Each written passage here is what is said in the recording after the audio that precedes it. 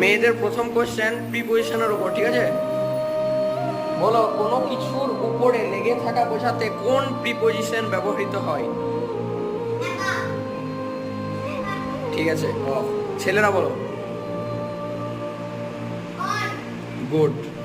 তাহলে মেয়েরা ভুল উত্তর দিয়েছে, তার জন্য মেয়েরা পাবে 0, ছেলেরা 3 পাবে বোনাস পয়েন্ট, ঠিক আছে?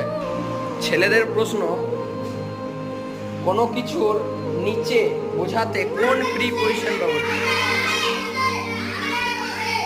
একজন বলো।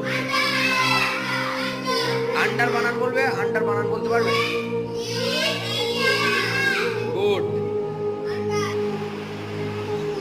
মেয়েরা বলো যে কোনো কিছুর সামনে বোঝাতে কোন প্রিপজিশন ব্যবহৃত হয়?